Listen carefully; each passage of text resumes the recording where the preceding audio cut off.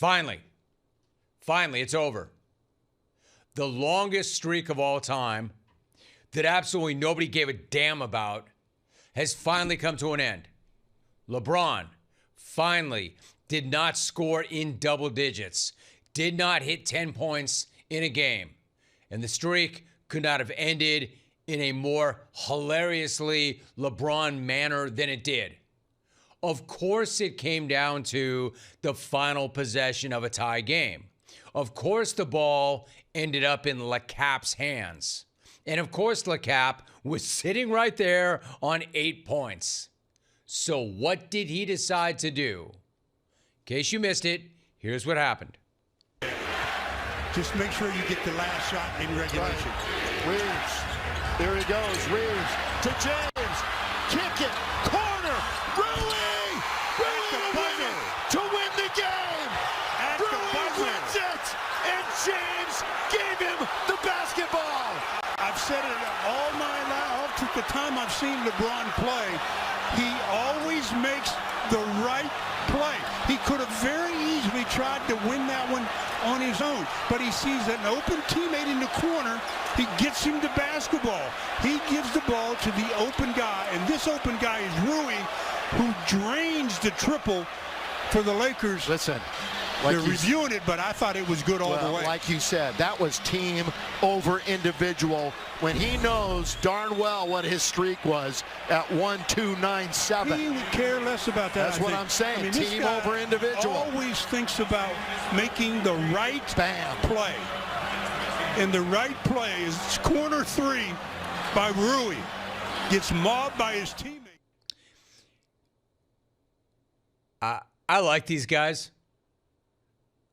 But glaze much? Do you know why it was the right basketball play? Because that dude's not exactly a laser at 40.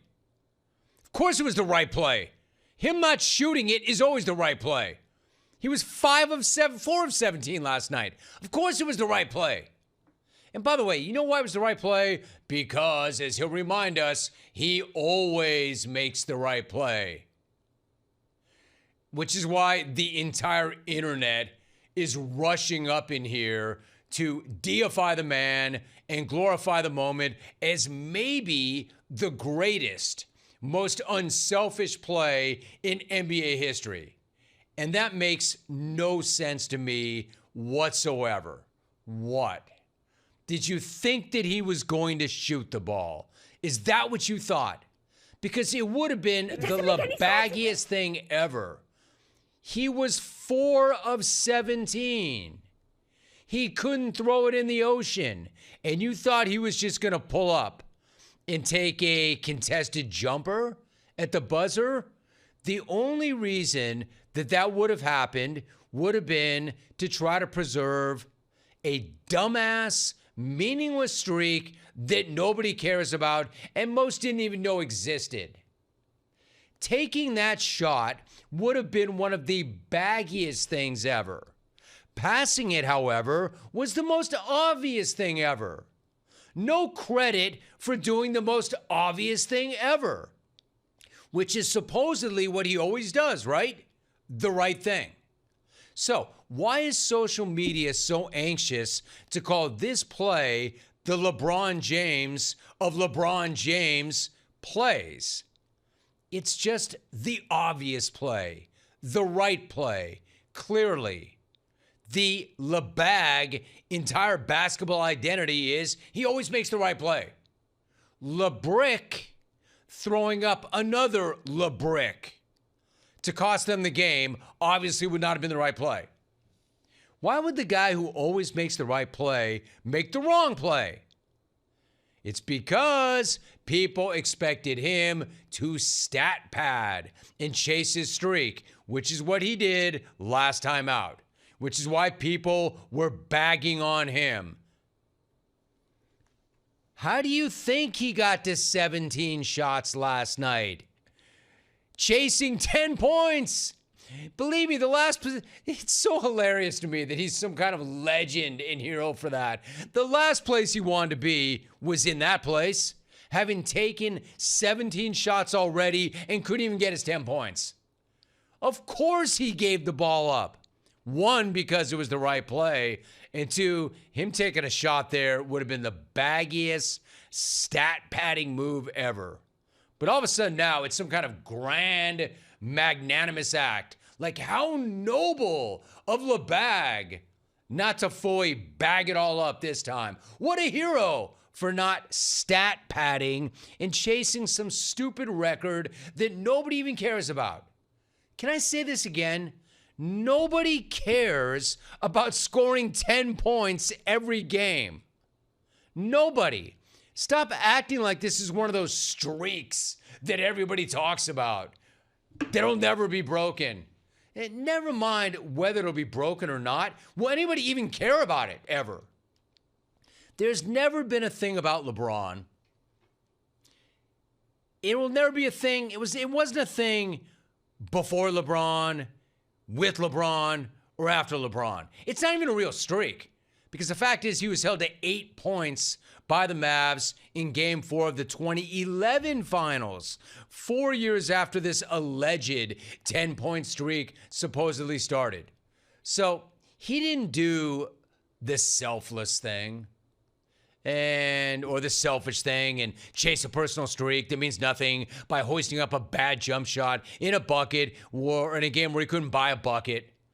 I mean, this doesn't make him ionic or heroic. And why are we celebrating that? No, I don't get any of this. I've never gotten any of this. Now, you want to celebrate something? Celebrate Austin Reeves. Now, that dude's worth celebrating last night. He steps up in Luka's absence, and he pours in 44 in 41 minutes. This dude is now 6th in the league in scoring. Reeves now has the same points per game average as freaking Giannis. He's outscoring Ant Edwards and Jokic right now. But we want to celebrate LeBag for his 8 points?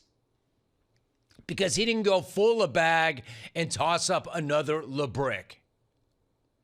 And just did the thing that he claims is his calling card, and the thing he always does. How is that so special? And y'all can stop acting like it was the most selfless act ever, and the streak that never meant anything to him, and that all he ever does is look to get everybody else involved, when he jacked it up 17 times last night. 17 in an attempt to get to 10, which he couldn't get to anyway. So can we please stop with this nonsense about how this is the most altruistic, selfless person walking the face of the planet? Believe me, he did everything he could to extend that streak. Even he knew sitting on 8 and jacking up that shot in that situation would have been the worst look ever, and he normally is oblivious to bad looks. Even he knew to extend that streak would have made him an even more insufferable bag. Miss it, and it's even worse. Of course he moved the ball. Fine, it worked. But can we stop acting like it's the most selfless play ever? Now, the good news is nobody else cares about that stupid streak. So it's really not that big of a deal that it ended last night. I would venture to say that even fewer people care about LeCap's 10-point streak than cared about his little run to the Powder Cup Championship. That Powder Cup banner is every bit as legit as his record for most consecutive 10-point scoring games, in that neither matter to anybody at all except LeBag. Man, I can't stop thinking.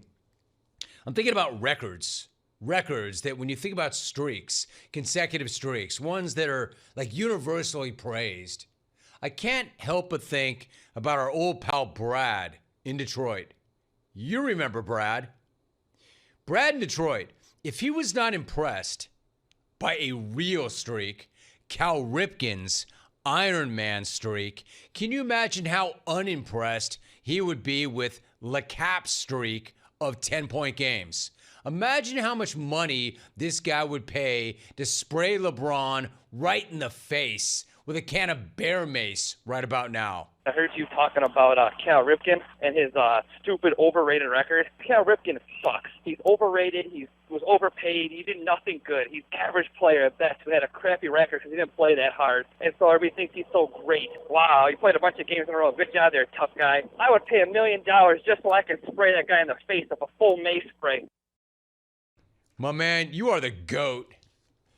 As much credit as we've given him over the years, because he actually meant that.